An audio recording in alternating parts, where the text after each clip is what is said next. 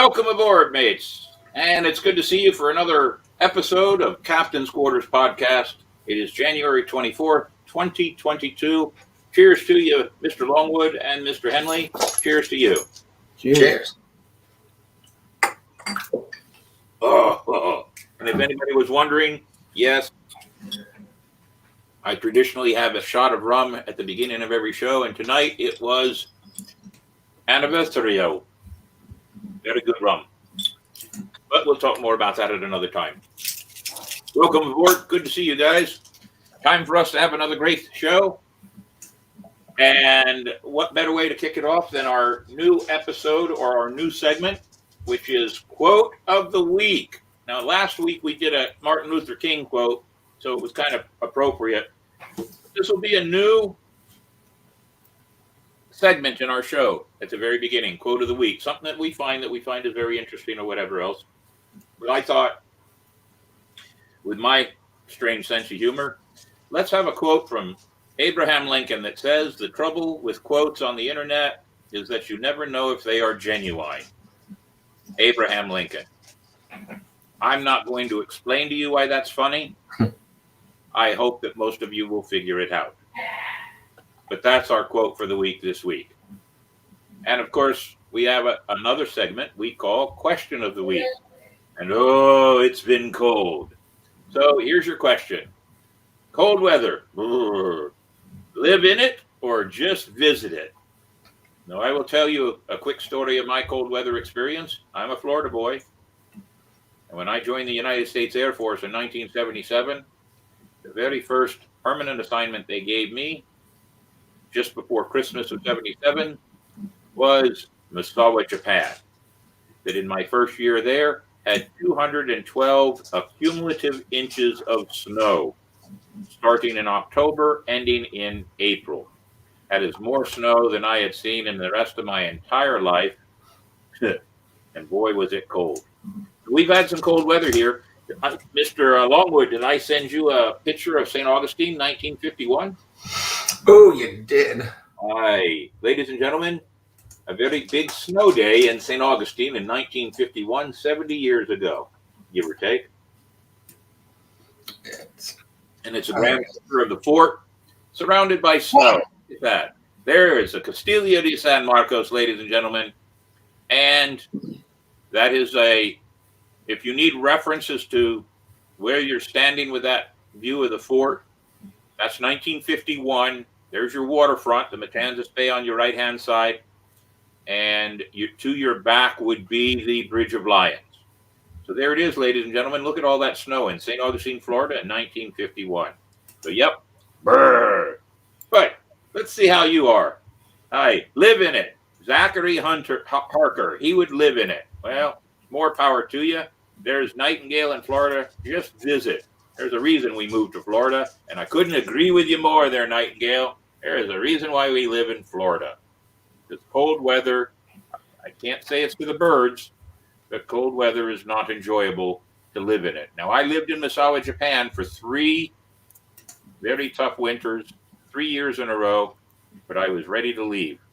So we're interested in what you say, what you think, and that is our question of the week. As a Florida boy, I have no choice, but if I had a choice, I would live in it.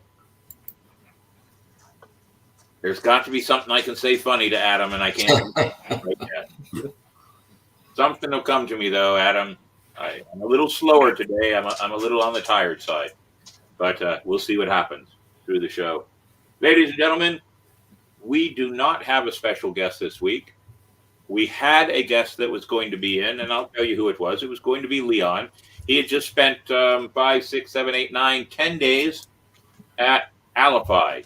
Alafai is just south of Orlando. It is the largest, I believe the largest, reenactors encampment in the country.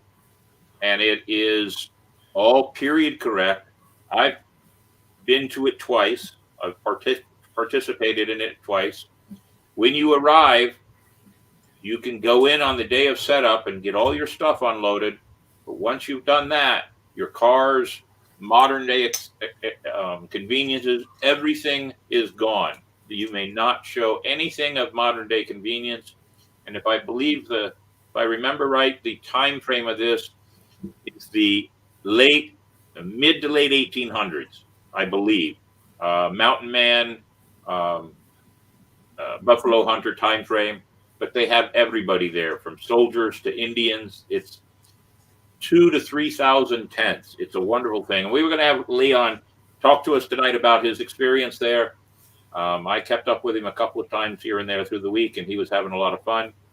I guess they even had one night that it was dedicated to a conversation around the campfire that was all about pirates. So we'll bring Leon in the next week or two and have him be a part of it. The first time I went there, I had never camped in such cold weather before. And it was my first meeting with Chad Light, who's been a guest on our show.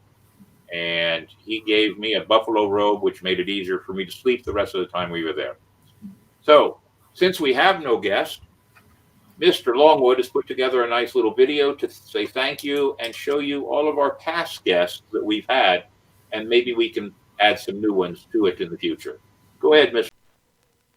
Oh, blow the man down, bullies, blow the man down. To me way, blow the man down. Blow the man down, bullies, blow him away. Give me some time to blow the man down. We went over the bar on the 13th of May. Way, blow the man down. The Gallagher jumped and the gale came away. Give me some time to blow the man down.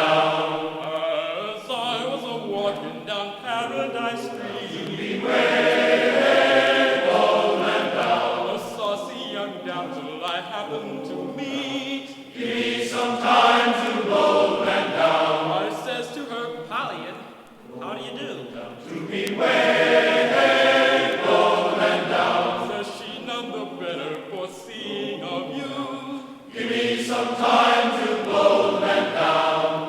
Oh, sailors and tailors is meant to beware, blow the man down, and we're all of us coming to see you again. Oh, give me some time to blow the man down. So we'll blow the man up, we'll blow the man down. To beware.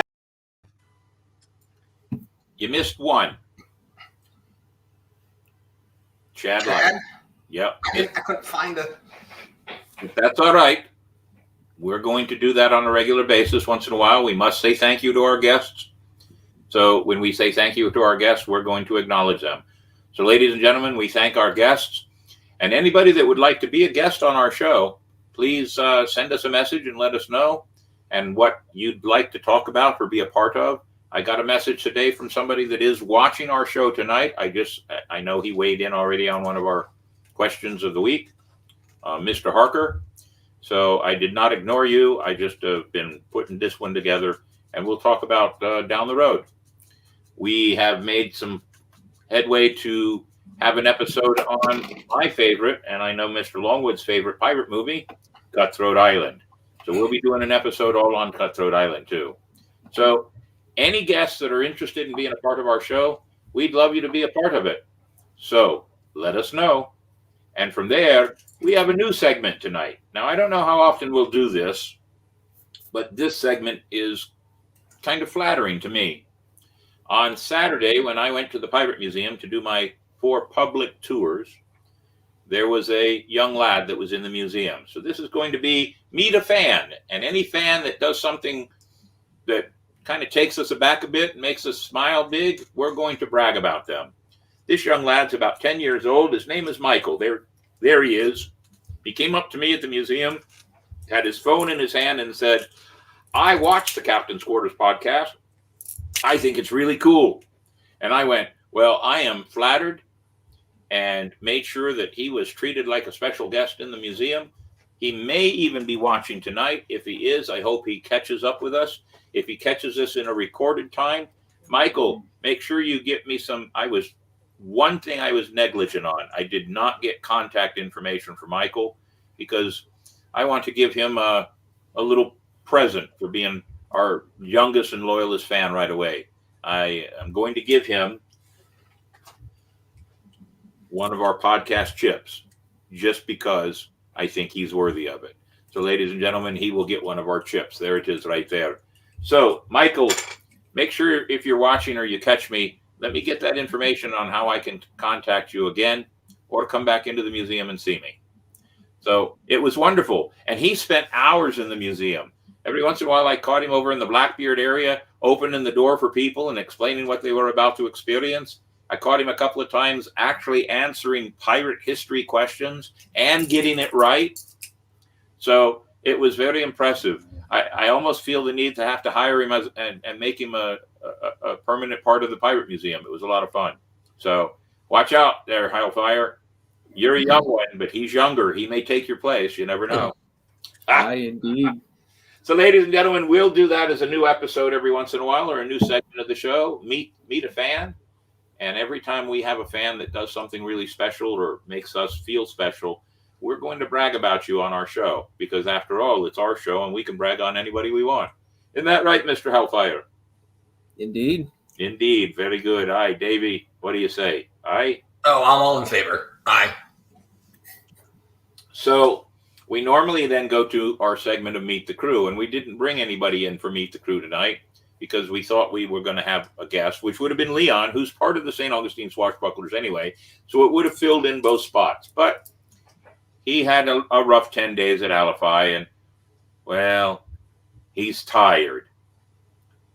Boo-hoo. But anyway, we're going to... Or he may be hungover, Captain. Yeah, well, that's possible. He could be hungover after 10 days in Alify. So we're going to introduce another member of the crew. Most people may know it, but if you don't, well, now you're learning something new. Gunner Hellfire Henley is a loyal member of the St. Augustine Swashbucklers. And last weekend, he went over to Hogstown and wandered about Hogstown and had a good time. And we're big supporters of things like that. In fact, the crew, this is the last weekend coming up. Some of the crew may be going to Hogstown on Sunday. We're trying to work all the details out with that. But we thought we'd introduce you to Gunner Hellfire Henley. There he is, ladies and gentlemen, a member of the crew, a member of our cast. And how much fun did you have at Hogstown there? Tell us all about it. Well, it was honestly a blast for it to be back after 2 years because this dumb plague we're in had set it back. And my overall opinion, it was good for being gone for 2 years. It had its ups and downs, but overall, I got a list here of all the things that was happening there at the fair, and there were a wide variety of shows. There were plenty of vendors. They lined the entire area. The food was good. The parking even was great. There was a huge field for parking and tons of people. I think that first day that I went, there were easily over 1,000 people there. It was really awesome and really fun, and definitely you felt like you were in the medieval times when you walked into the fair. Absolutely nobody was breaking character, and all the cast members and even the vendors were all in character and dressed up, and it was really cool to see everything that we don't usually get to see. I had an absolute blast. I will say the area, because they have moved it from where it used to be, the area was much nicer than where it used to be. It was a very big open area, and although it was a little dusty and dry, everybody was inhaling dirt and dust all day, but it was still a nice area. And it was just a blast. I also got to meet the lovely Scarlett Deerheart there, and that was awesome as well. And it was a really great time. I'm super happy that it finally came back. Well, that's good. It is a grand event, and I will say this: dry and dusty is better than the time we went a couple of years ago when it was wet and soggy. And it was so wet and soggy, they were throwing bales of hay everywhere, trying to make it so that you could walk around without sloshing through the mud. So I'd take dry and dusty over wet and soggy anytime. Yeah, this time they actually, what they did is they took hay and had spread it across everywhere where anybody was going to be walking, and it actually was pretty effective. The dust did kind of get to me. I ended up getting sick from it, from breathing in so much dust. But I think that was definitely a good move there. It also kind of made it feel like something you would see in the medieval times as well. And I do know what you're talking about, Captain. A couple years that I went as well, it was just sludge and mud everywhere, and it was just awful. What's the entry fee to get into Hogstown this year? So the entry fee for adults, I know what it is for adults, but I'm not sure for children. For adults, it is $20 a person. I think that's a fair price, just because during the plague we're having, I think things are a lot harder to have events and stuff like this. So I think the price is fair. I think there's plenty of things that can definitely make up for that price, like the shows and everything. And there were some really awesome shows there. What was we had wet and soggy the next day, and yes, there was hay everywhere. Hay what? Yeah. Oh, you mean hay, Hay. All right, Scarlett. Good thing you take pictures and don't worry about your spelling. What was the cost for parking? So parking was actually free. It was included with your entry fee. So Well, that's a good deal then. That's a really good deal. So monetarily, it was free. They did have these carts, golf carts, that were shuttling people to and from, because the parking was in a massive field, and I'm talking about at least a mile of just nothing but field. And although the field was very untamed and not exactly friendly for street vehicles, I think that was also a good move there. They definitely did not run out of parking.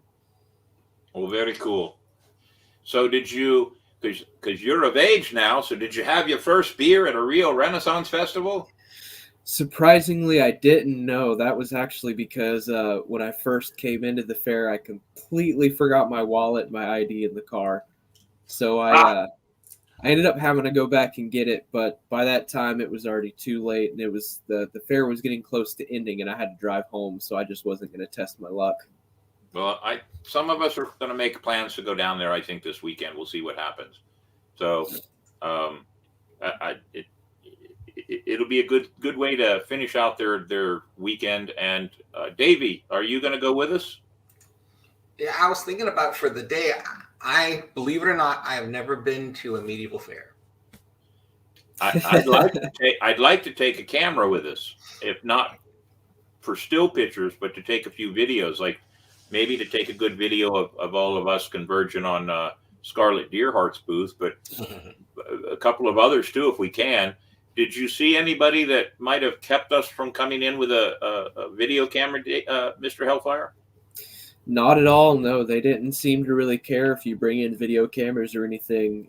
If anything, I think they'd actually like it if people were shooting these videos and advertising. Well, maybe we should try to get a contact point, and maybe Scarlett can help us with that. Get a contact point and send them a message over the next 2 days and ask them if it would be okay if on Sunday we came in with some of our crew, took some pictures, and some video that we could use for the podcast down the road. Let's see what happens. Maybe Miss Scarlett there can help us out and put us in contact with somebody.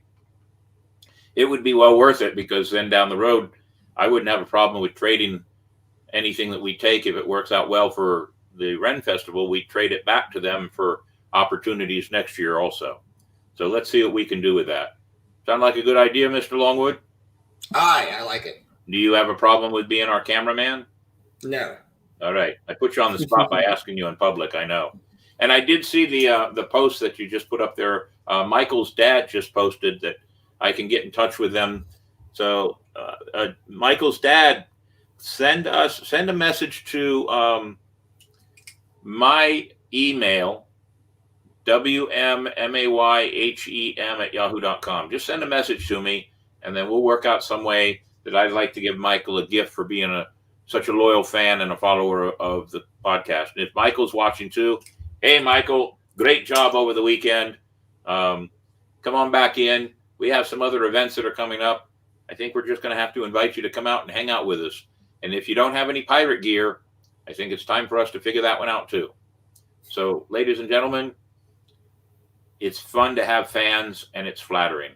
So, Mr. Hellfire, what was your favorite part of Hogstown? My favorite part, that had to definitely be between the jousting and what are those called? Acrobats. I watched a show about an acrobat group called Barely Balanced, and they were awesome. For their finale, they did a whole bunch of fire stunts, and the jousting was pretty cool too. It's not the usual jousting you'd think of, or at least I didn't see that jousting. The jousting I saw was more of an old style, I guess, which is where they fight with swords on horses. But I might have missed the jousting, but I think it was definitely between those two. I thought it was awesome. The Living Chessboard. Hi, Pagan Pirate 13. Glad to see you with us tonight. I think the Living Chessboard would be a lot of fun. I've never done that before, but I think it would be a lot of fun. I'd have to come up with a whole bunch of pirate characters to put on that chessboard. And of course, we're pirates, so we cheat, so we'll win. I know that. I love Ren Fairs. I have attended the Ren Fair out in Arizona, the Arizona Renaissance Festival, for several years. And I have not attended the Renaissance Festival in Louisiana that is owned by a friend of mine from my old military days, Alvin Bromfeld. If he's watching, hello, Alvin. If you're not, you'll hear about this later then. But Alvin has the Louisiana Renaissance Festival, which is one of the top 10 Ren festivals in the country now. And last year, they started their first annual Pirate Festival, and it's in April. His Ren Festival is in November, December. So we are going to be participating in the Pirate Festival. I was there last year in April for his Pirate Festival, and I believe I'm going to be asked to come back for this April. It'll only be one weekend this year. They did it 2 weekends last year.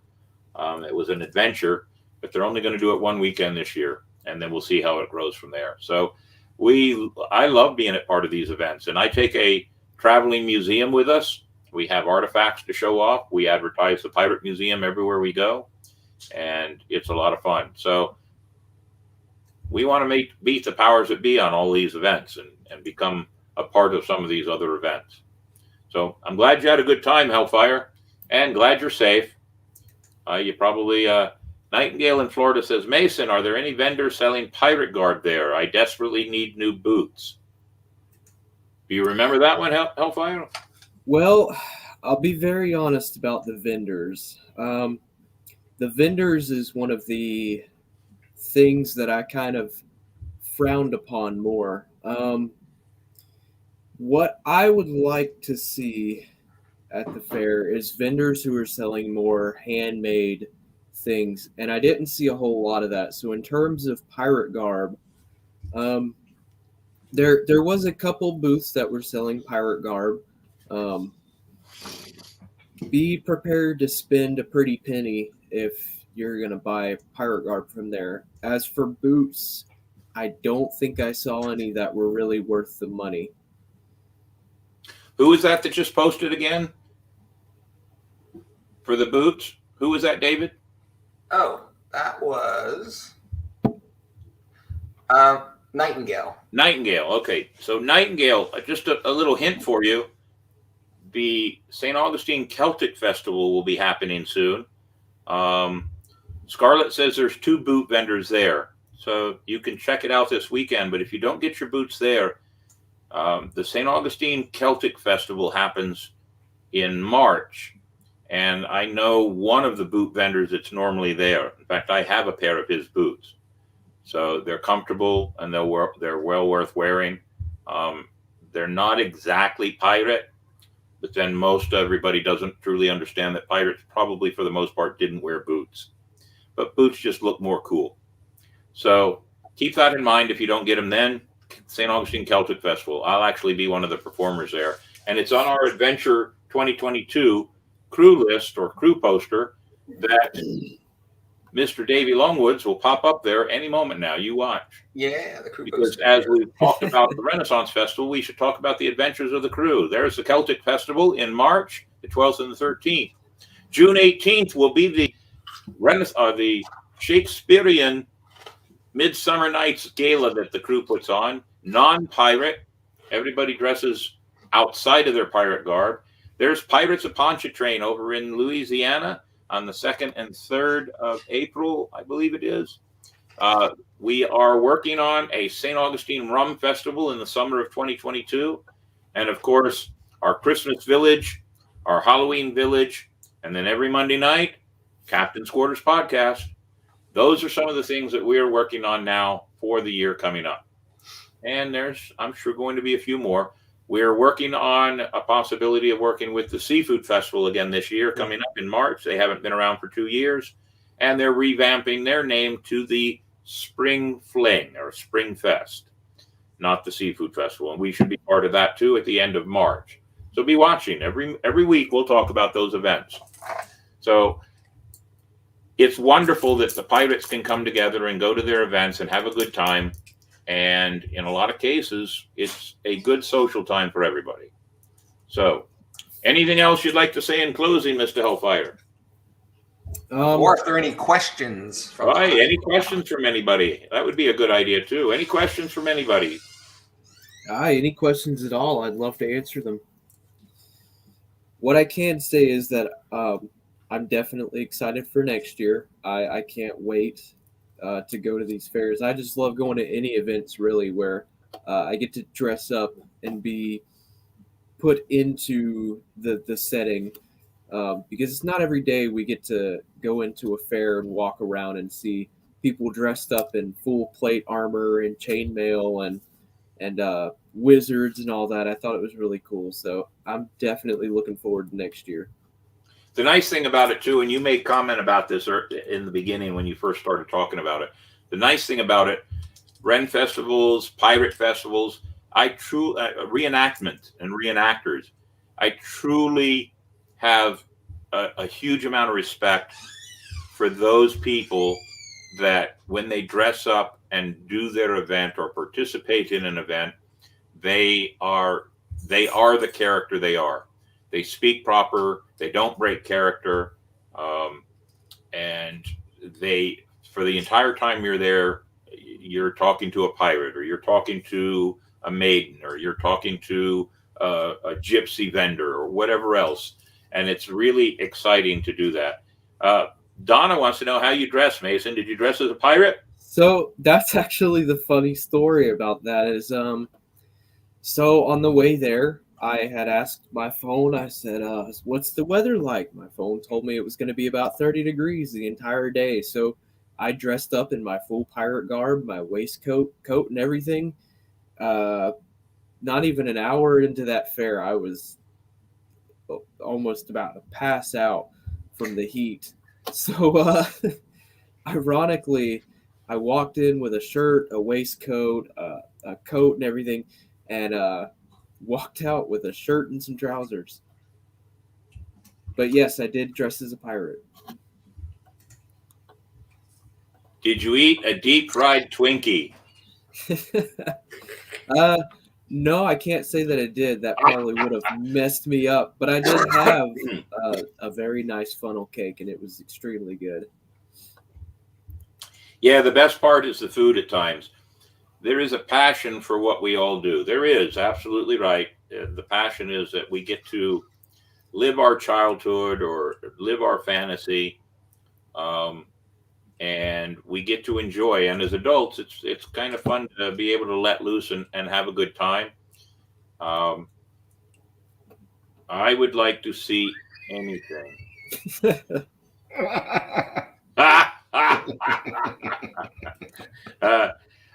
Well, geez, I'm not even going to say anything with that one. I can't say anything about that. I think there truly, might still I will be some say this. kids aboard. I truly adore Adam for his sense of humor and allows me to have my sense of humor with him. So I truly, it has made me feel that my friendship with him is genuine and solid. So enough of the mushy stuff, though. What should we do next there, Mr. Longwood? How about some history? You want to talk some history? Oh, yes. So, ladies and gentlemen, we've had people that say, we'd like to hear history, and we want to talk about history. We've had a discussion amongst the three of us. Mr. Hellfire believes that because we're a pirate team, we should do more pirate history.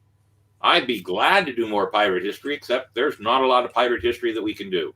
There is some, but I like to expand it. And when I talk to people and tell them about the Captain's Quarters podcast, one of the things I tell everybody is this: we do history. Pirate history, up the chain.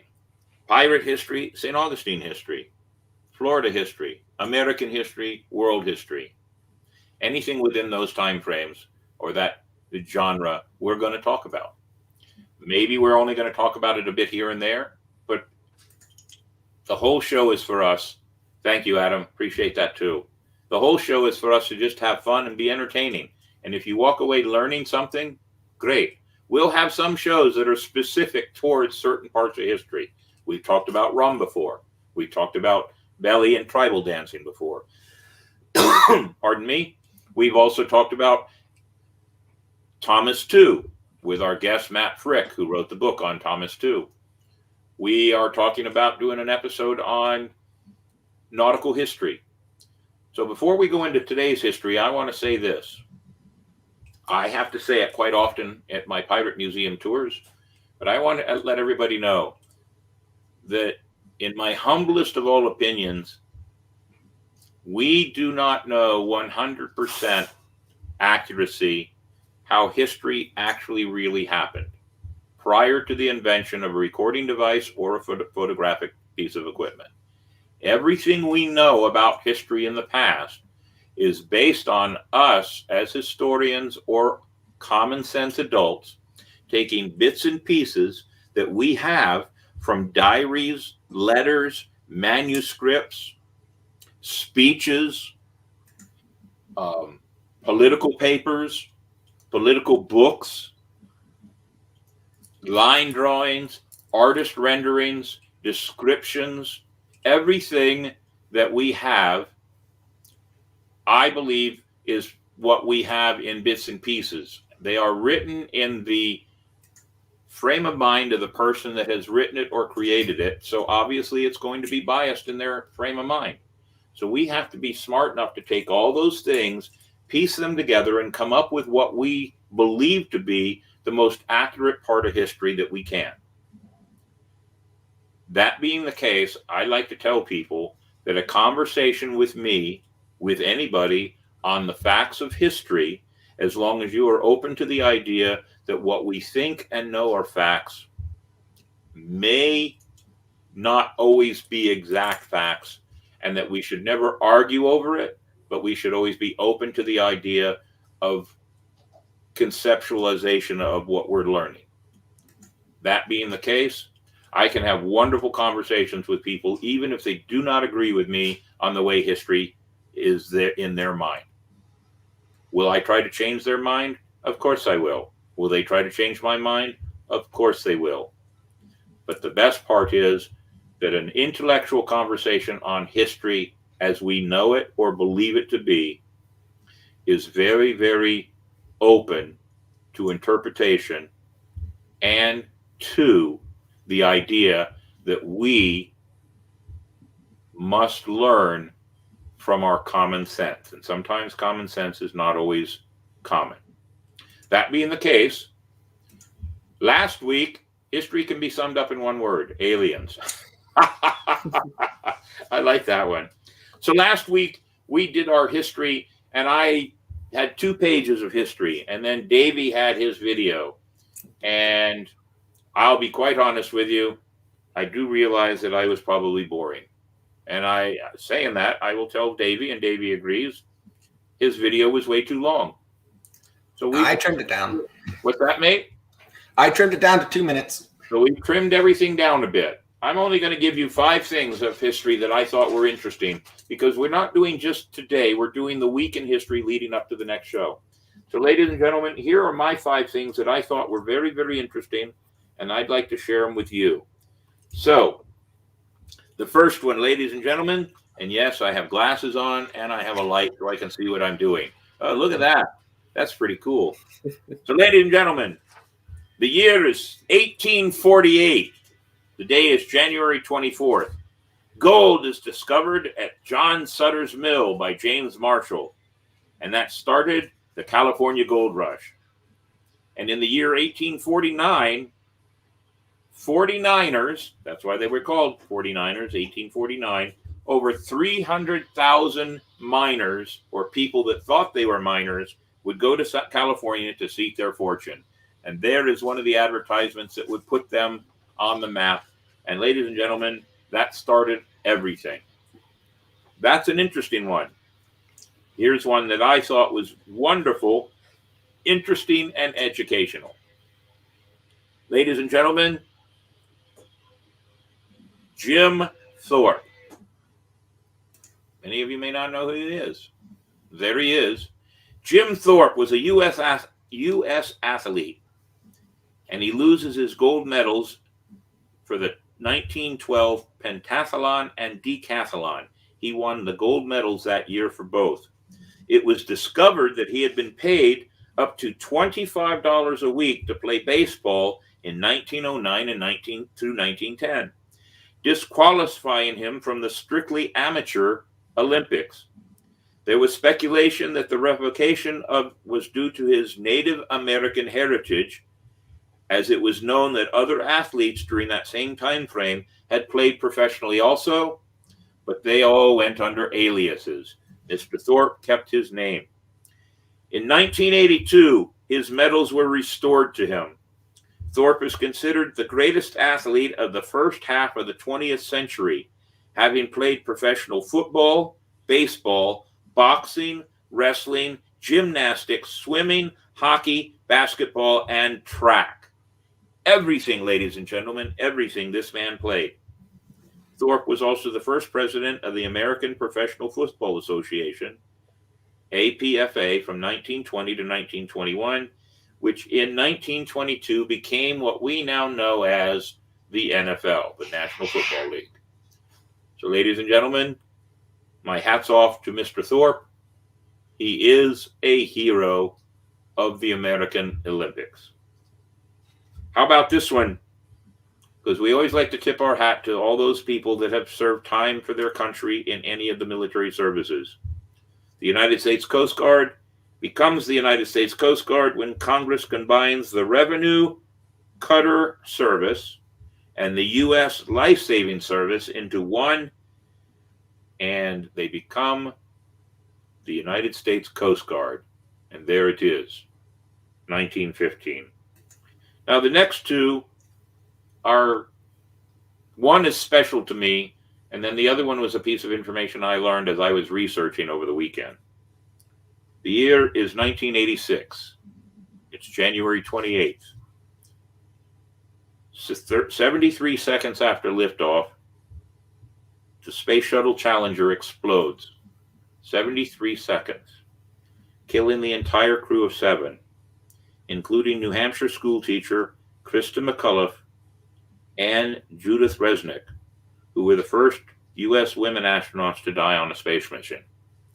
One of the reasons this one's dear to me is I was still in the military when this happened, and I was stationed at Area 51. We had contact with all satellite systems throughout the entire world through Area 51 and video, and we watched it.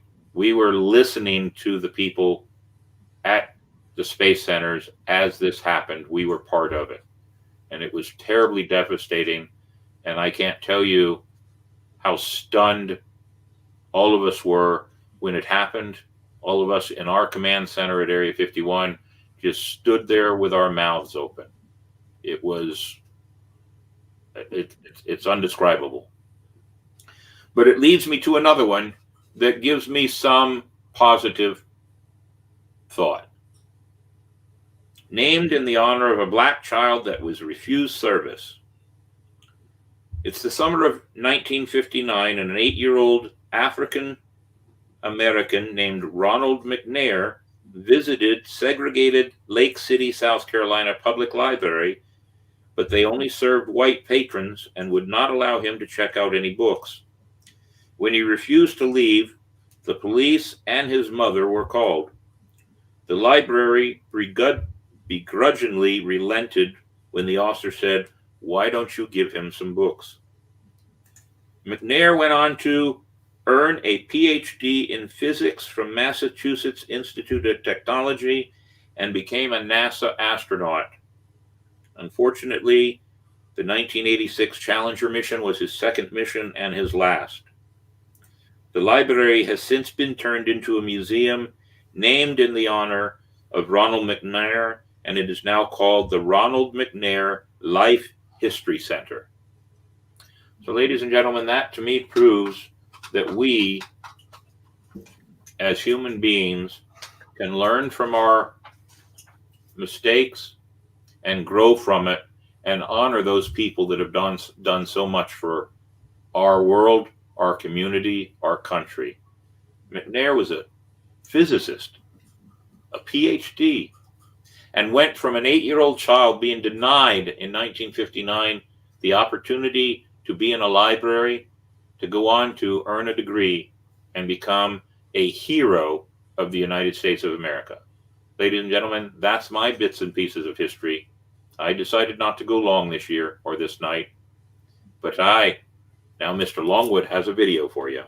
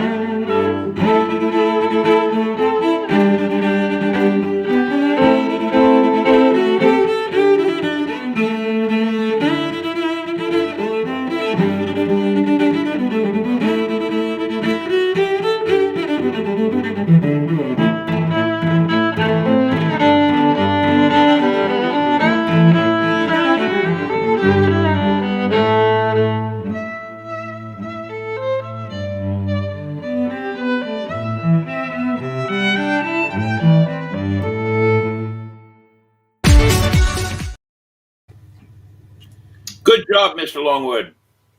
Some of those I actually had seen and thought about it and then said, I have faith in my navigator. He'll come up with it anyway. So, very good. I hope everybody enjoys this bit of history that we put in our show every week. It gives us a chance to recognize and think about what has happened to bring us to this point in history in our lives. So, I was in the 5th grade and watched it live in the cafeteria at school. I'm assuming you're talking about the Challenger. Yes. 5th grade. Now you're making me feel old. Oh, well, I am. That was like a pirate rave. You picked good music, Mr. Longwood. I liked it. Very good. So, ladies and gentlemen, let's spend just a few minutes talking about other things that we want to do with the show. We would like to have sponsors, and we have a new sponsor starting up now already, Dick's Wings. Dick's Wings is going to be one of our sponsors for the next year. Our sponsorship is a year long, ladies and gentlemen. And in that time frame of sponsorship, your name will appear on our banner that we show it, especially at the end of each episode. And so that'll be something for you to see and brag about. We plan on promising you a full episode all about your business. And when I say a full episode, you get to be a guest here in that chair.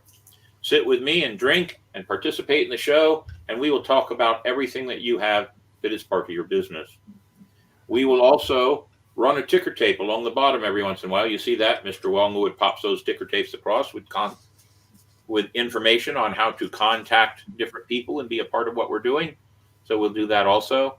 And there's a few other things that we'd like to offer our sponsors. There's our ticker tape right now. Captain's Quarters Podcast 21 at Gmail. That's one of the ways to get in touch with us. So we'd love to have more sponsors. We're only going to take 10 sponsors. Some of those that are on there are part of the podcast for various reasons of support, but we have 8 positions of sponsorship open right now.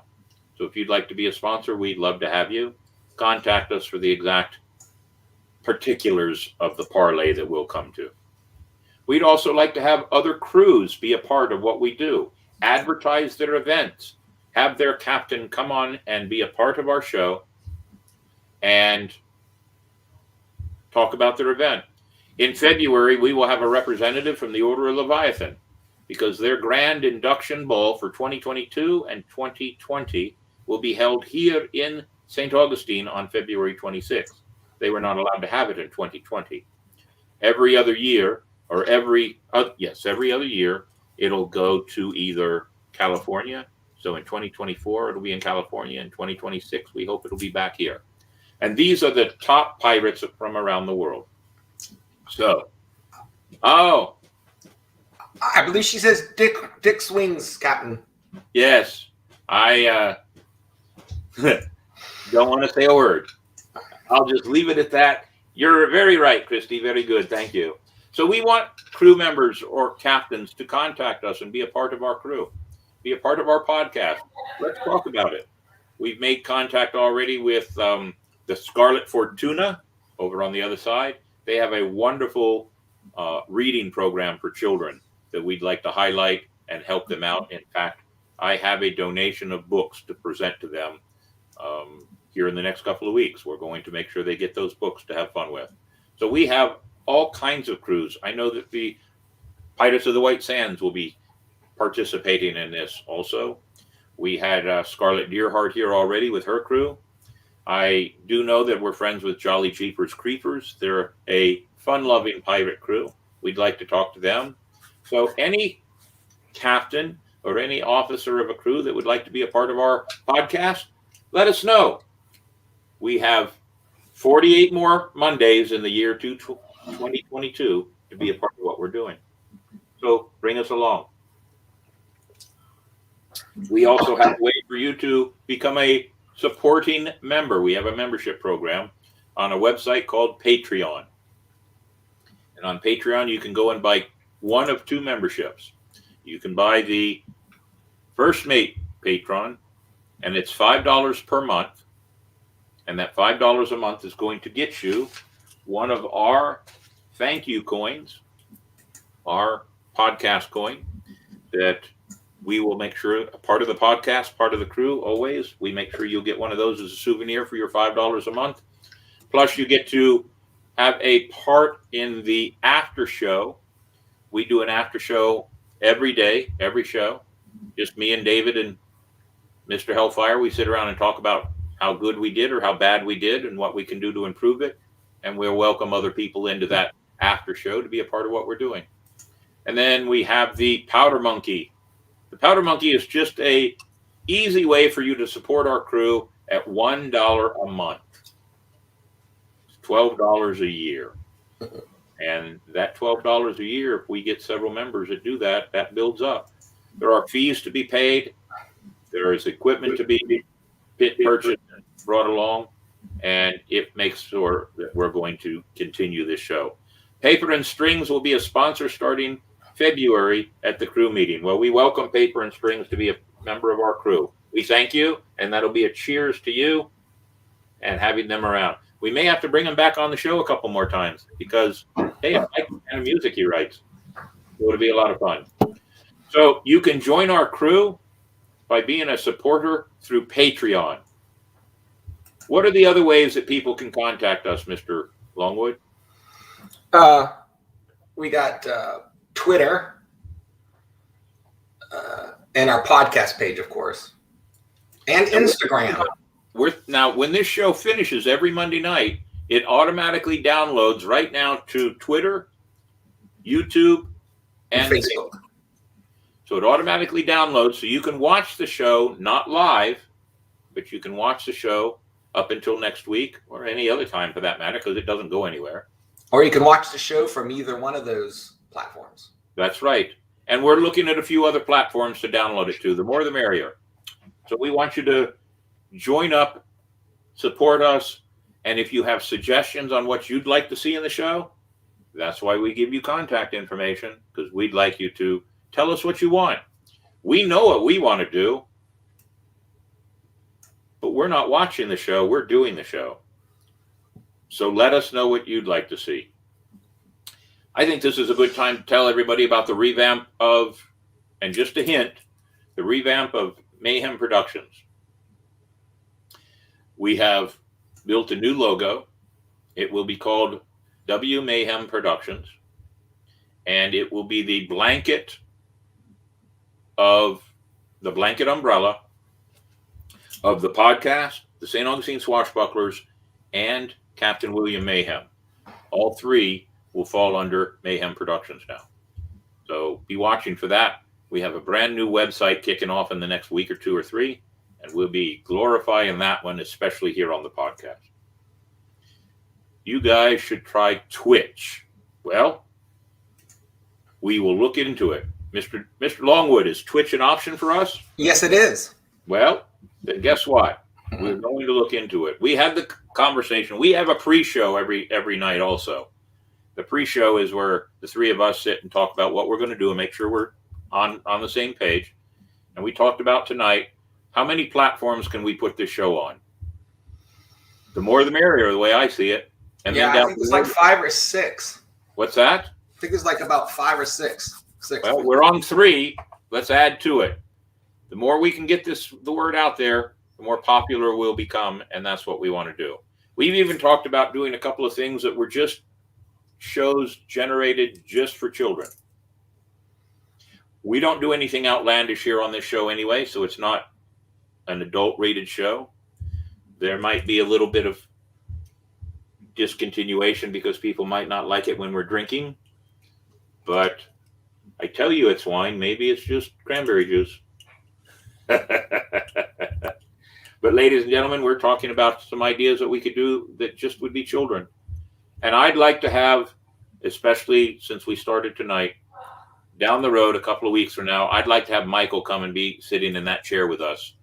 One of our youngest guests, we'd like to have him come here. And since his dad is watching, Dad, that means that either you or Mom or Grandma, somebody, an adult has to come with him, which is obvious. And that way you know that everything is above board. But we would love to have Michael come here and talk about what we're doing. I motion that we make young Michael an honorary swashbuckler. I think we could probably work that out. We'll see what we can do. And there's a second to the motion right there. So I believe that we are probably going to have to make him a part of our swashbuckler crew, an honorary member. And I'm sure he would get along with Machete. And we have another potential crew member that has 3 children from the ages of 7 to 12, I believe, and they want to join the crew too. So we allow children to be a part of the crew. The children are just an added benefit for this crew, and we'd love to have them there. So we've talked about all our sponsors, our logo banners, our membership, Patreon. Is there anything I've missed, Mr. Longwood? No, Captain. Good. Then I think we do a last minute check of our messages. Any good questions out there, Mr. Hellfire? Not that I'm seeing, no. Very good. Well, it's nice to have everybody tune in. We hope that you'll spread the word. We have some ideas down the road to do some competition type mysteries along the way to gather up more people watching our show. And that mystery will remain a mystery until we reveal it. But at the same time, it's not just going to be a free coin or a free drink. We're working on some other ideas to make it well worth your while. And we're now starting to look at some merchandising, some souvenirs, some t-shirts. Mr. Longwood, do you have a good picture of the three of us as cartoon characters? I love this picture. There you are, ladies and gentlemen. There's the captain. There's Mr. Longwood. And, oh, there's Mr. Hellfire. He looks scared, but he still can handle it. And little powder monkey at the bottom peeking around. And there's the powder monkey down at the bottom. So, ladies and gentlemen, that's a grand thing. We do want to get Sketchy Guy on here because he's the one that did these things, and we want to make sure he gets plenty of credit for the great artwork he's done. And by the way, I'll just drop this hint also. The new St. Augustine Swashbucklers Facebook page that is under the umbrella of W Mayhem Productions, when it goes live, we'll have a professional photographed picture of each one of the crew members separately. Not a crew shot, but everybody separately. Their own mugshot. So, ladies and gentlemen, we have a good time doing this. We love having this podcast, and we want you to give us all the information you think we need to make it even more fun. I believe we've covered a good show tonight, gentlemen. What do you say? Aye. Very good. Well, on that note, there's the ship's bell. It's time for us to start saying our goodbyes. If you're safe and sound wherever you're at, we are happy for you. If you ever want to be a part of what we do, send us a message. We truly appreciate having everybody. You're still waiting for the coloring book. Adam, we're working on it, but I can't find anybody that's going to make a coloring book in Braille.